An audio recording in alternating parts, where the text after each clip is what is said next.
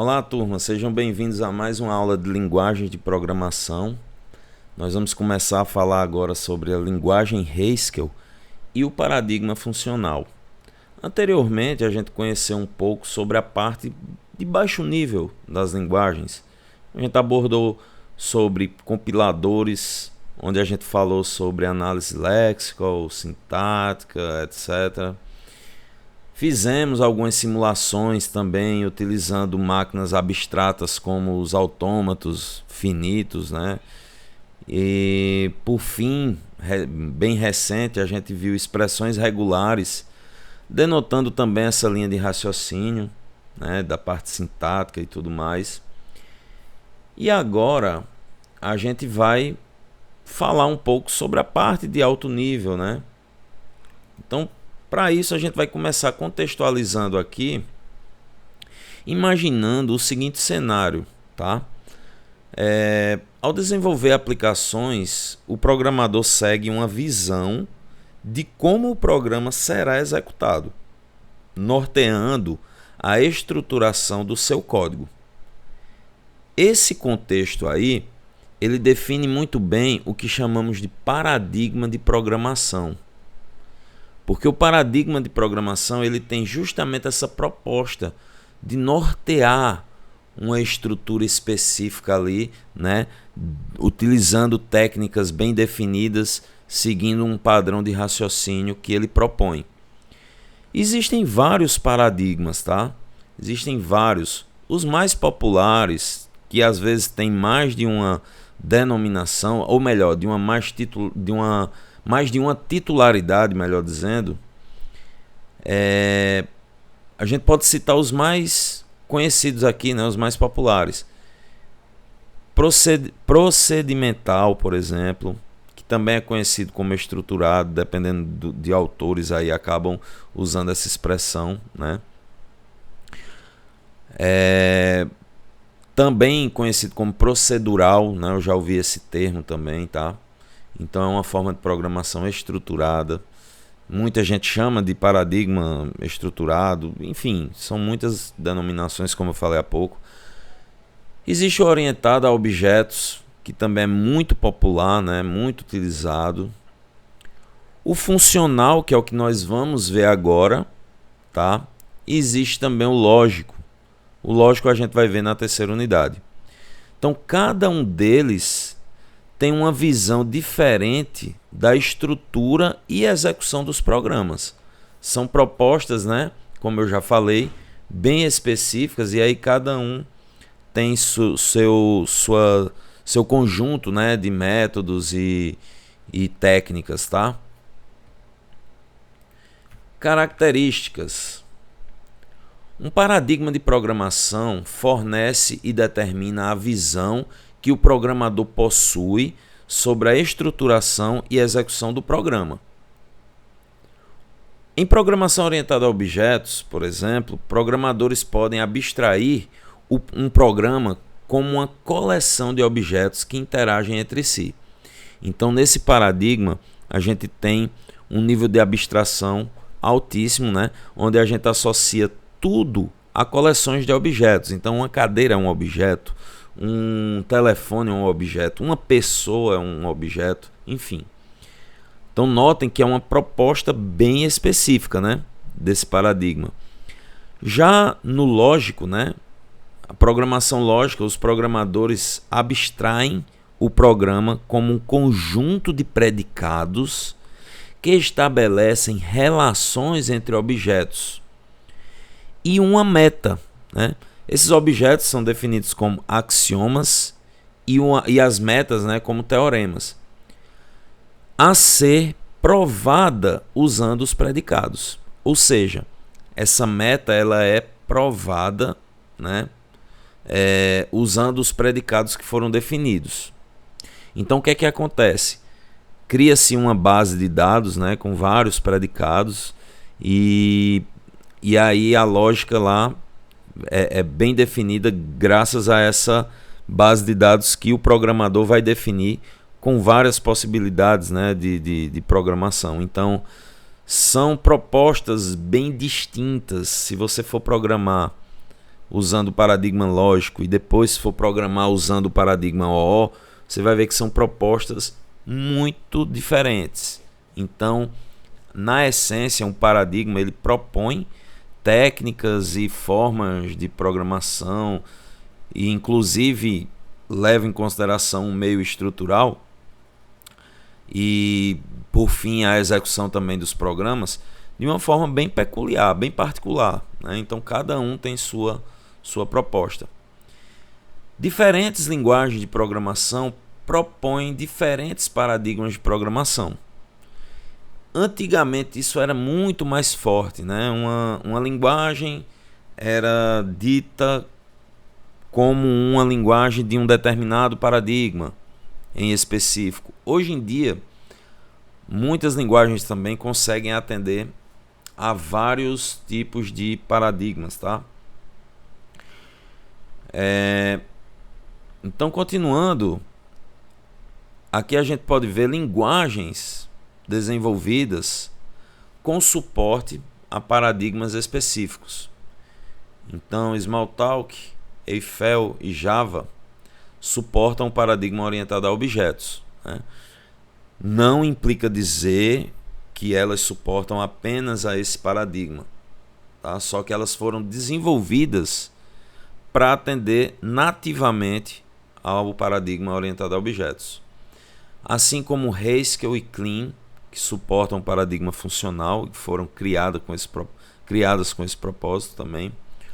OCaml, não sei bem a pronúncia, Lisp, Scale, Perl, Python e C++ já tem uma característica de suporte a múltiplos paradigmas de uma forma mais dinâmica, de uma forma mais aceitável, né? Mas como eu falei, outras linguagens também dão suporte a múltiplos paradigmas. Java é um exemplo disso, só que ela atende muito melhor ao paradigma que ela foi proposto do que um outro, né? Então, esse último tópico foi só para vocês entenderem que uma linguagem ela pode sim dar suporte a mais de um paradigma, tá?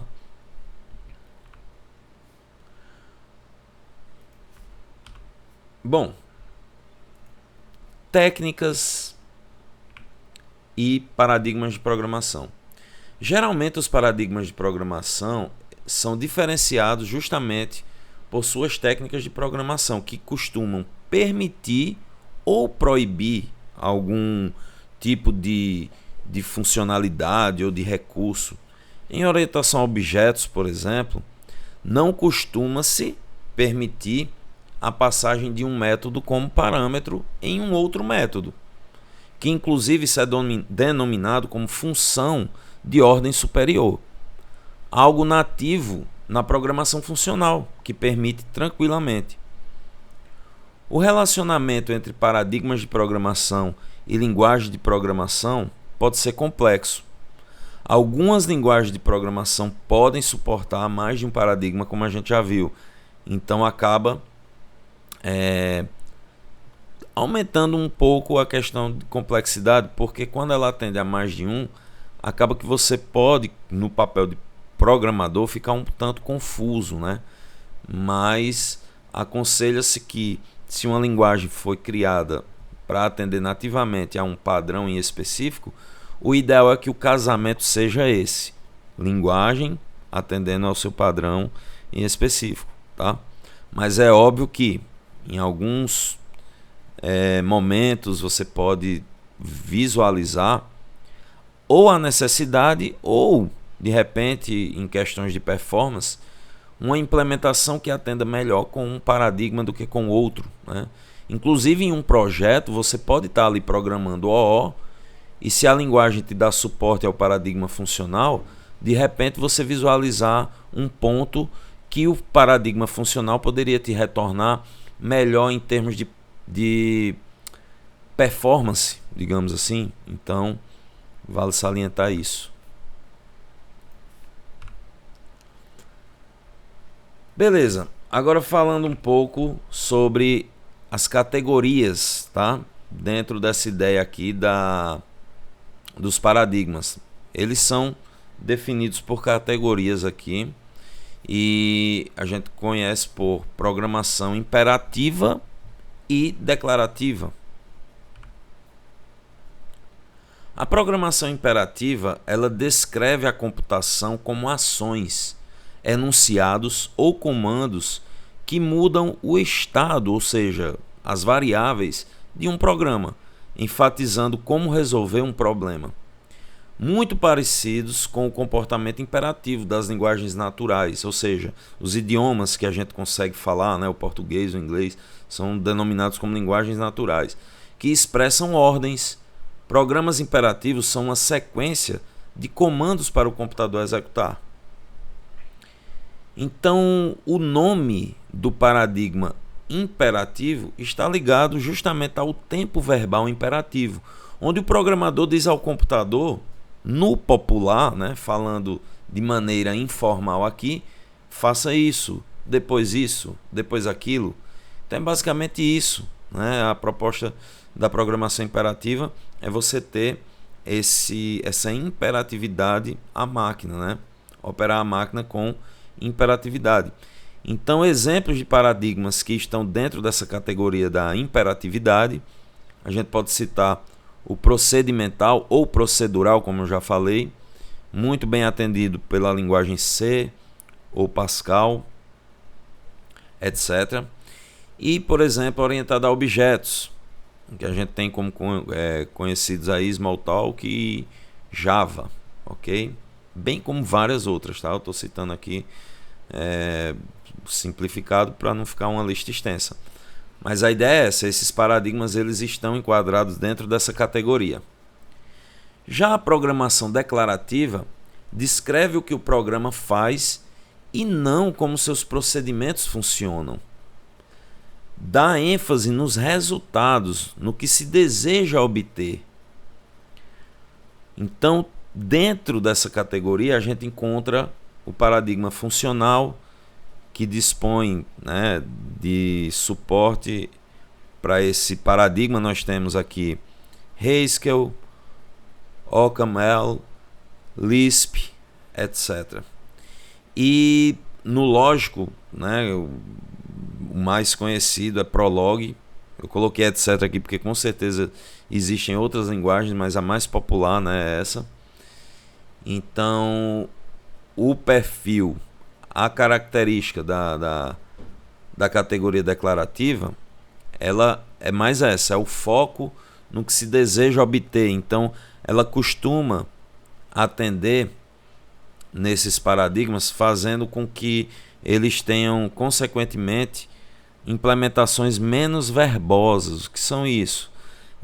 Sem muito, no popular, sem muito arrudeio, né? A gente tem uma codificação bem minimalista, bem mais direta, tá?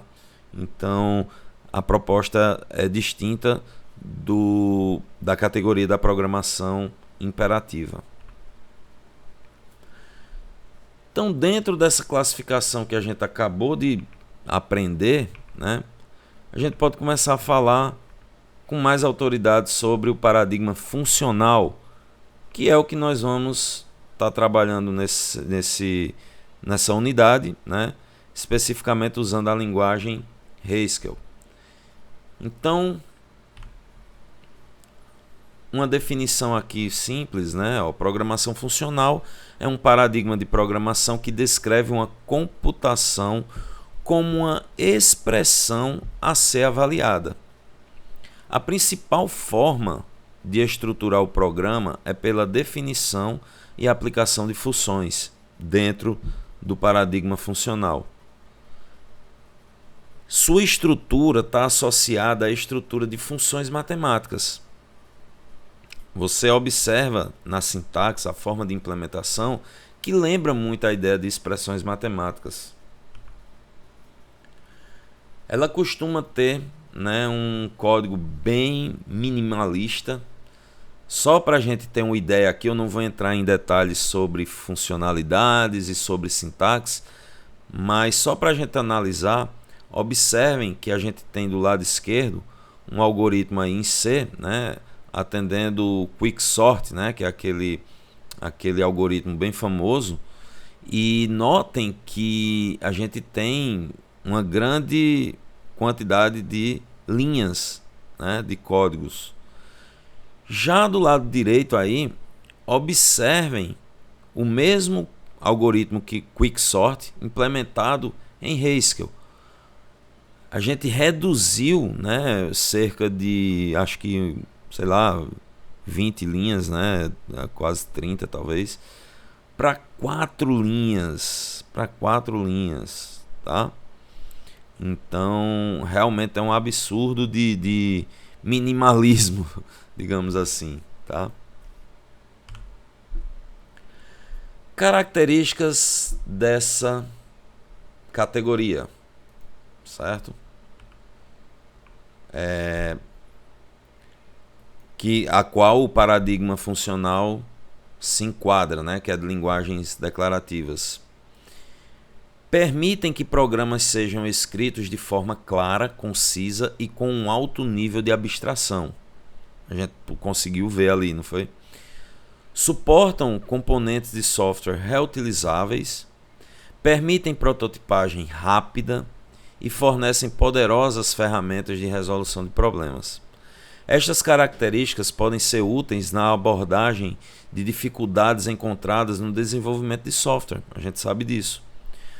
O tamanho e a complexidade, por exemplo, dos programas de computadores modernos, né, que é uma das dificuldades encontradas, o tempo e o custo de desenvolvimento dos programas, confiança de que os programas já concluídos funcionam corretamente.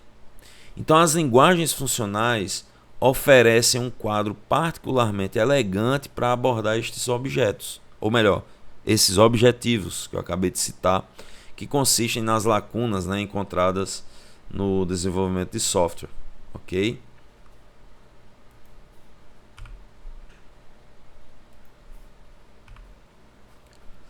Lembrando sempre, gente, que assim, antes que vocês possam avaliar até como uma defesa sobre essas categorias ou sobre o paradigma funcional, mas independente de paradigma que eu apresento, eu mostro sempre as vantagens, né? E quando tem pontos negativos que eu possa citar, eu também solto.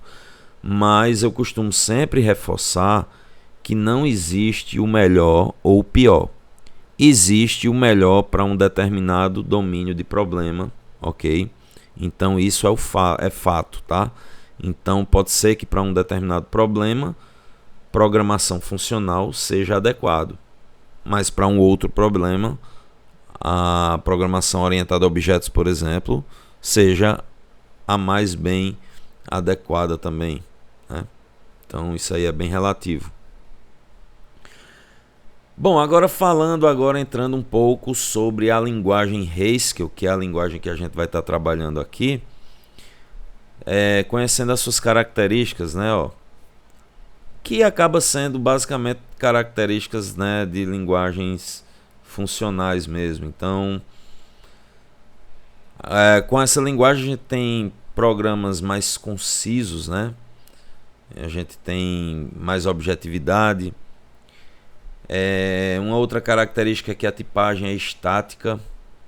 A gente tem a tipagem forte ali, você de fato tem que definir. Diferente de uma tipagem dinâmica, que você, ao atribuir, né, valor a essa variável, por exemplo, ela dinamicamente dá suporte àquele tipo específico, né? Enfim, o sistema de tipos é poderoso nessa linguagem. Vocês vão ver que a gente inclusive usa uma técnica bem interessante para delimitar, né, variáveis ali, fazendo sua tipagem de forma bem detalhada, bem específica. Dá suporte a funções de ordem superior, que foi aquele exemplo até que eu citei, que de um método receber por parâmetro outro método, né? Então Haskell dá suporte a isso, já que ela dá suporte ao paradigma funcional, né? É uma linguagem pura, né, inclusive puramente funcional. Ela foi, né, desenvolvida dentro da ideia do paradigma funcional. Possui avaliação lazy, né, ou seja, é uma técnica, né, usada em programação, né, que está, no caso de Haskell, está embutido nela aí, que atrasa um pouco a computação até que um ponto em que o resultado da computação é considerado necessário. Então você pode, né, você consegue retardar aí a computação nesse esquema aí. E vale salientar que essa técnica, né, dentre os principais benefícios, caso você esteja se perguntando, inclui-se, né, na avaliação do laser, inclui-se o aumento do desempenho, porque aí você vai poder evitar cálculos desnecessários, certo? Então é bem importante essa característica. Possui maior facilidade de raciocínio sobre programas, né? Sem aquele arrudeio, sem aquela verbosidade, tá? E aí eu vou passar para vocês alguns antecedentes históricos, né? Que consistem em influências para o surgimento da linguagem. Eu vou tentar ser breve para não ficar cansativo, mas sempre que eu vou apresentar uma linguagem, eu gosto de mostrar um pouco do fato histórico. Então, Haskell ela tem uma influência forte, né, com o lado matemática também, né?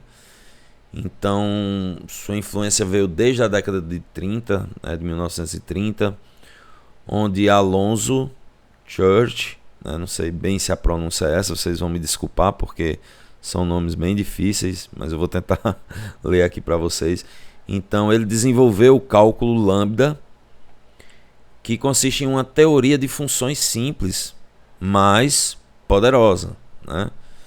Então, na sequência, em 1950, na década de 1950, John McCurry desenvolve Lisp, que já foi a primeira linguagem funcional com algumas influências do cálculo lambda, né? Que foi criado, né, pelo Alonzo, né, que eu citei no slide anterior. Só que mantendo, né, as atribuições de variáveis. Ok? A diferença, talvez especificamente, seria isso, né? Ele mantinha atribuições de variáveis aí na linguagem Lisp. Na década de 1960, Peter Landin desenvolve o Iswin, que é a primeira linguagem funcional pura baseada fortemente no cálculo lambda, sem atribuições, né? Ou seja, ele não tinha atribuições de valores. Na década de 70, por sua vez, John Bacchus desenvolve FP, uma linguagem funcional que enfatiza funções de ordem superior e raciocínio sobre programas. Então foi começando a difundir a técnica de funções de ordem superior e raciocínio sobre programas também. Então já foi um outro avanço. Ainda na década de 70, Robin Milner e outros desenvolvem o ML, né? A primeira linguagem funcional moderna, que introduziu a inferência de tipos e tipos polimórficos, né? Tipos que possibilitavam ali o polimorfismo, né? A mudança ali de comportamento, de estado em tempo de execução. Já entre a década de 70 e 80, David Turner desenvolve uma série de linguagens funcionais com a técnica de avaliação lazy, né, com esse suporte, culminando com o sistema Miranda, um sistema bem popular, né, que nessa época se popularizou muito, né, ficou muito conhecido. E finalmente, após toda essa linha do tempo aí que a gente acabou de ver, em 87, Haskell foi criado, né? Criado como uma linguagem puramente funcional, e foi criado por um comitê internacional de pesquisadores, e, né, com suporte, né, uma linguagem funcional lazy, né? Ou seja, com suporte à avaliação lazy, que é aquela característica que eu já expliquei a vocês, né, anteriormente, tá? Bom, então, em 2003, não parou por aí, né? O comitê publica o relatório Haskell 98, que é uma definição de uma versão estável da linguagem Haskell. Então perdurou por muitos anos, olha só, 87, até chegar em 2003 para eles fazerem esse registro, né, de publicação desse relatório Haskell 98, definindo, né, uma versão estável para a linguagem. E em 2009 o comitê publicou um outro relatório, né, que já seria o Haskell 2010, uma revisão da definição da linguagem Haskell, né, com aprimoramentos, melhorias e tudo mais.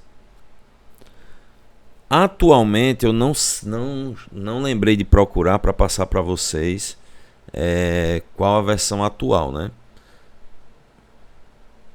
Empresas que utilizam Haskell: AT&T, né, que é uma famosa empresa de telefonia. Se não é ainda, foi, né? Não sei se ainda é. Então Haskell era utilizada para otimização de processamento de formulários nessa empresa. A Bump, né, que possuía seus servidores baseados em Haskell.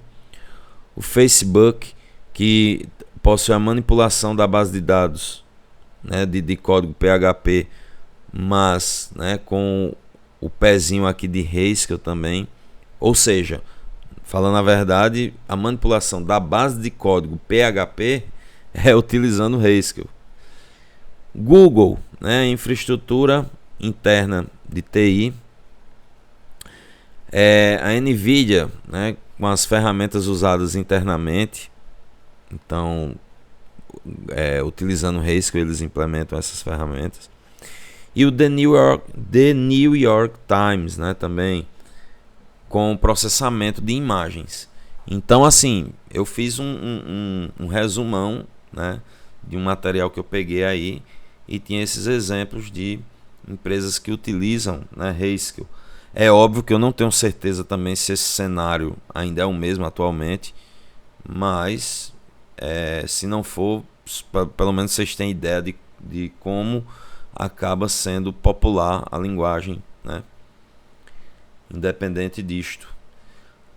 Bom, beleza. E aí finalmente, agora que eu contei toda a história aí do Haskell, falamos um pouquinho sobre suas características, empresas que a utilizam, vamos agora falar um pouco sobre o ambiente de desenvolvimento Haskell. O que é que eu preciso fazer para programar em Haskell?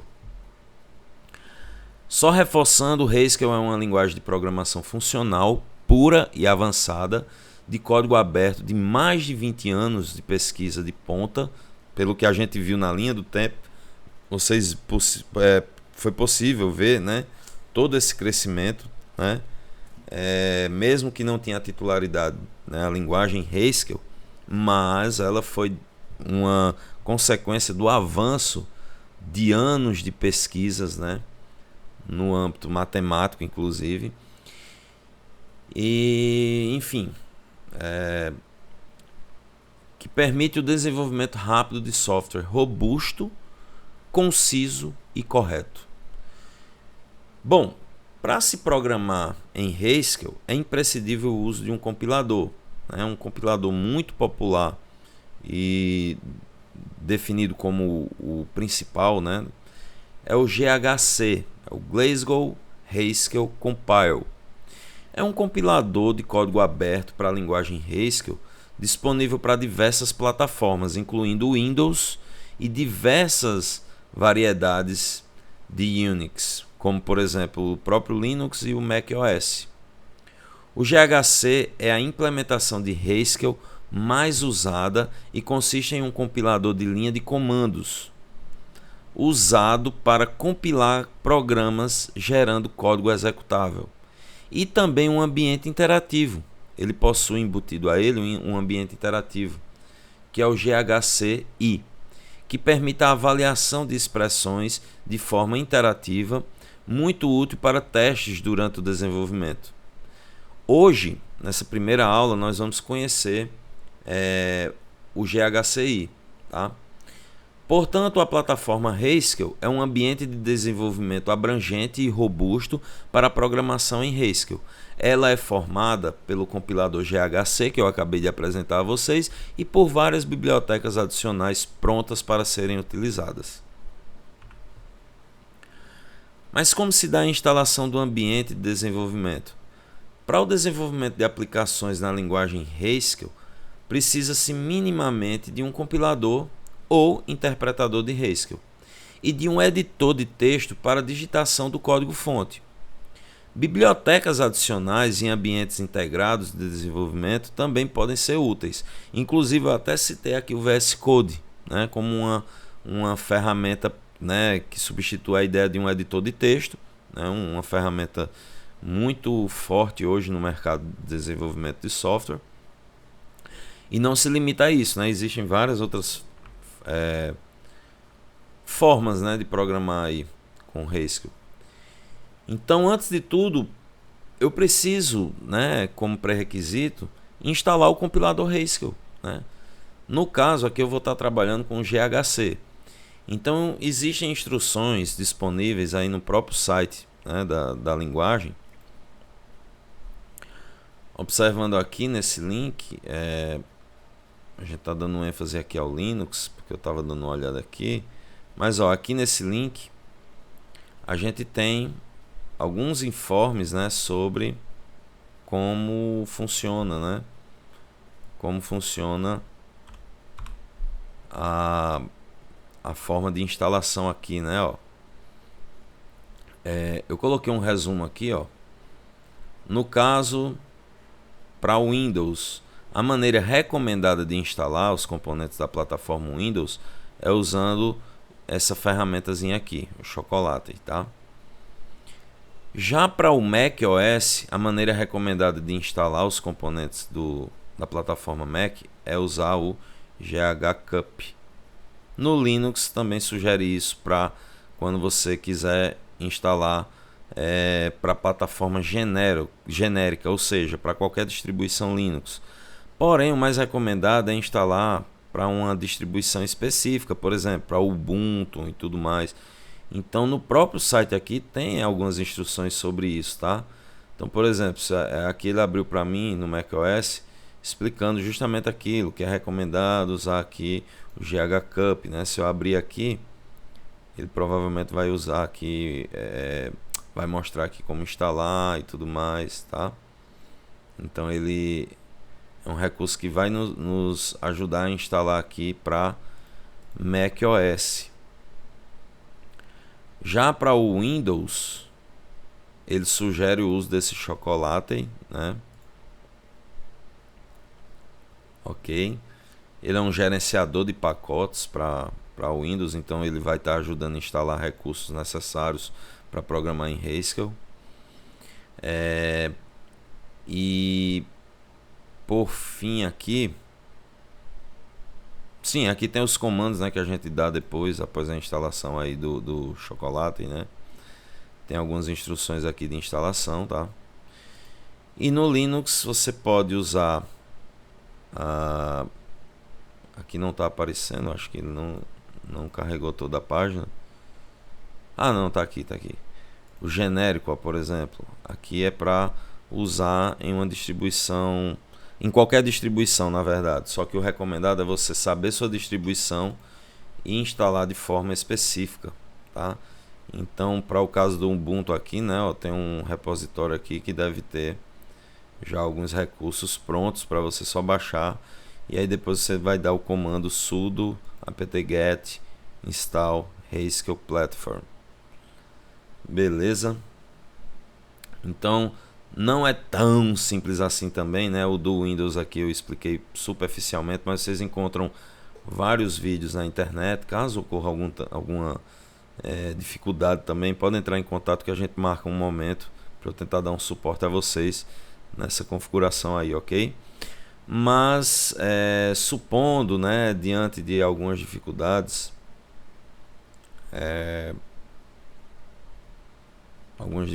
que vocês podem encontrar aí, né, sem ferramenta, coisa do tipo, a gente pode usar de outras alternativas. Seria, por exemplo, o uso do Online GDB,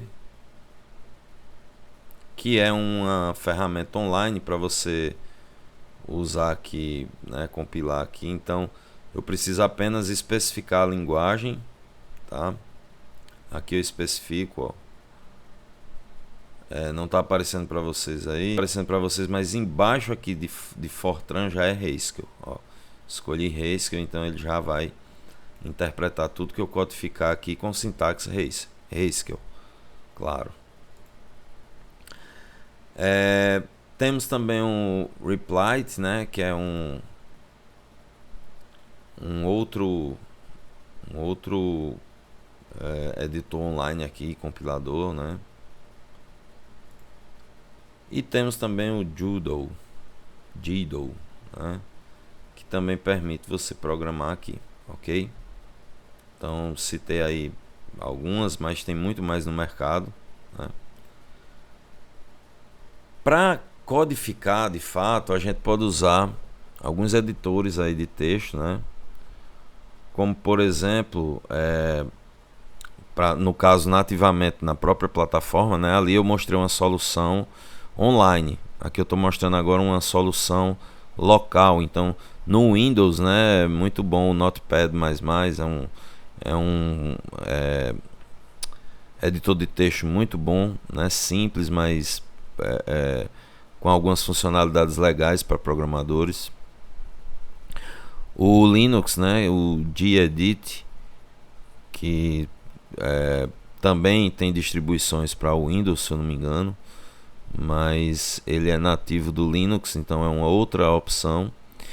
E para quem já programa com VS Code, né, você pode usar uma IDE. Então o VS Code é a recomendada, porque é leve, né, e dá suporte tranquilo aí a Haskell, tá? Então eu deixei aqui como link para quem não conhece e quiser baixar. Então você pode optar por essas opções aí, ou até outras, né, que eu não citei. Bom, então imaginando que você já instalou, né, o que tinha de instalar, já está com o seu ambiente funcional, subtende-se que você tem aí o GHCI, né? Ele pode ser iniciado a partir de um terminal, simplesmente digitando o comando GHCI, certo? Ele pode ser utilizado no próprio terminal, inclusive do VS Code, se você estiver usando o VS Code como editor aí. No Windows pode-se iniciar também, né, o GHCI de maneira semelhante a partir da janela prompt de comandos, né? Você dá o comando lá GHCI, ele também vai abrir. E aí você vai acionar o prompt prelude, né? Que significa que o sistema aí GHCI está pronto para avaliar expressões. Esse prelude ele avalia expressões aí. Uma aplicação Haskell é formada por um conjunto de módulos contendo definições de tipos, variáveis, funções, etc. Então vamos fazer o seguinte, para vocês entenderem melhor o funcionamento desse prelude. Eu vou abrir aqui o VS Code, certo?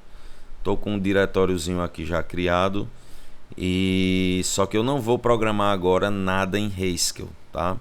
Eu deixei o diretório aqui aberto para a gente poder abrir o VS Code, mas o que eu vou usar na verdade agora é o meu terminal, certo?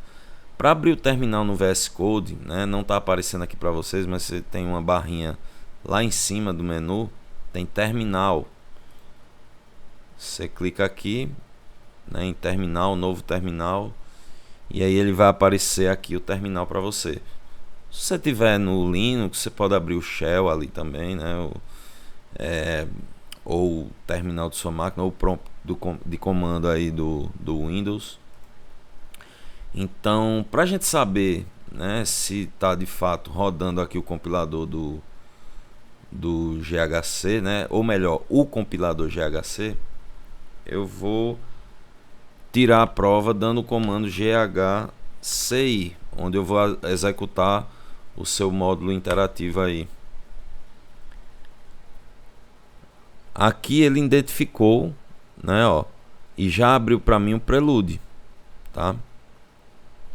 O Prelude aqui embaixo fica aguardando qualquer coisa que eu queira passar como entrada para testar, beleza? Então, as expressões em Haskell, elas podem ser inclusive digitadas aqui no prompt, né? E elas são compiladas aqui e avaliadas, e o seu valor na sequência é exibido graças a esse Prelude aqui. Então, se eu quiser, por exemplo, fazer um teste aqui executando algumas expressões matemáticas também, ele vai reconhecer. Se eu botar aqui, por exemplo, 2 mais 3 vezes 4, quando nós damos o Enter, ele faz a leitura e retorna o resultado, tá? Eu posso usar expressões aqui com parênteses também, ó, 2 mais 3 vezes 4. Aí olha que interessante, ele usa a ordem de precedência, né? Ele prioriza aí, ele faz 2 mais 3, 5, daí 5 vezes 4, 20. Diferente do que ocorre ali em cima, né? Que ele multiplica primeiro 3 vezes 4, né? Que dá 12, mais 4, 12. Aliás, 14, né? Enfim. Existem, né? Como eu falei anteriormente aqui, o que é que acontece? O Haskell, né? Uma aplicação Haskell é formada por um conjunto de módulos aí, contendo definições de tipos, né, variáveis, funções já, né, predefinidas. E um exemplo de uma função predefinida aqui que a gente pode usar é o sqrt, tá? Para eu buscar a raiz quadrada de um número. E aí eu posso usar até um valor aqui também, ó. Eu posso usar aqui, sei lá, 3 vezes 2 mais 4 vezes 2. Então ele tenta aí calcular, né? Ele deu um resultado meio louco aqui, porque eu também botei uns valores meio estranhos aí, né? Porque eu multipliquei e tal, então deu um valor muito absurdo, né? Mas enfim, aqui a gente pode calcular a raiz quadrada aqui mais simples, né? Ou simplesmente sqrt, né? Não preciso do parêntese. Ah, não, mas ó, quando eu ponho no parêntese... Ah, é porque eu botei 3, né, gente? Desculpa. Poderia botar aqui, ó, sqrt, certo? Bom, nessa demonstração, a gente tem aqui um exemplo com entrada com uma única linha, né? Ele faz a leitura aqui numa única linha, e quando eu dou o Enter, ele retorna, após a avaliação aí, né, na compilação, ele retorna o resultado, né? Normalmente a entrada, né, para o GHCI é numa única linha. Só que se você por um acaso precisar colocar na entrada, né, várias linhas aqui, até para ficar melhor estruturado, digamos assim, então você pode usar comandos que são esses delimitadores aqui, que é 2 pontos chaves, certo? Aqui é como se eu estivesse abrindo, e 2 pontos chave fechando. O que eu puser aqui dentro, ele vai reconhecer como mais de uma linha, tá? Na verdade, eu exemplifiquei aqui para vocês entenderem que ficaria aqui dentro, tá? Mas o que é que acontece? Eu abri, ele entendeu o comando, então dou um Enter. Ele me dá o prelude aqui agora, no prompt aqui, com um barra aqui. Isso significa que eu estou na linha dentro desse corpo aqui que foi aberto. Então eu posso criar aqui uma expressão nessa linha.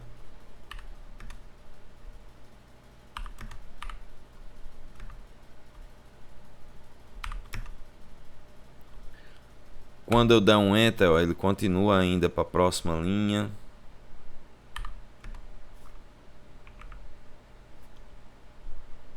Deixa eu botar aqui 5 dividido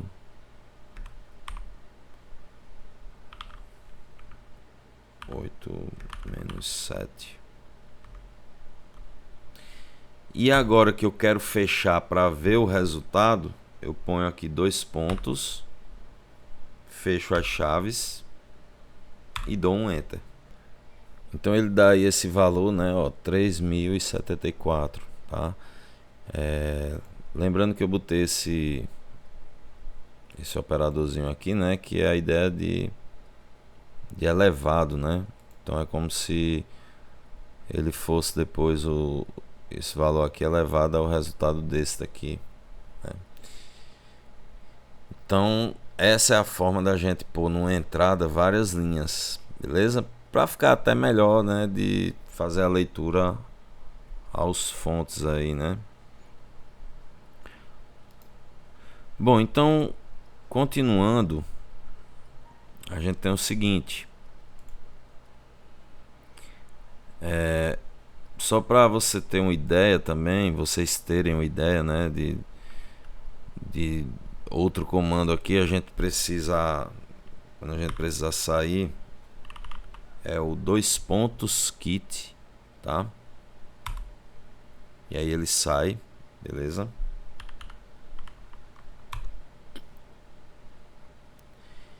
E outra questão é que você também pode se deparar com curiosidade, querer aprender mais sobre o prelúdio, o que é que pode ser usado, tal. Então ele tem um help aqui, né, muito bacana. Você põe aqui o comando 2 pontos help. E aí ele nos dá uma lista bastante extensa, certo? Com comandos e suas funcionalidades aqui, certo?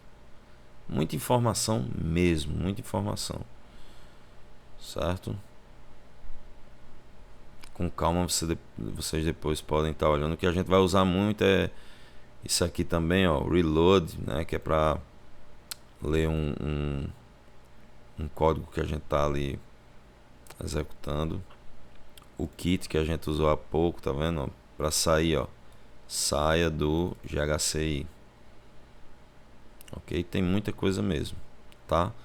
Então assim, pessoal, para a aula não ficar tão extensa, eu vou parando por aqui e na próxima a gente vai conhecer mais sobre Haskell, porque até então eu apresentei a vocês o paradigma funcional, definições, né, algumas explicações introdutórias, apresentei a vocês o compilador GHC, né, o Glasgow Haskell Compile, né?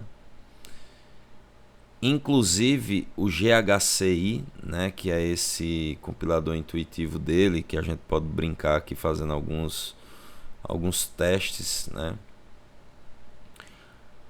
Mas aí na próxima aula a gente vai dar maior ênfase à linguagem em si, tá?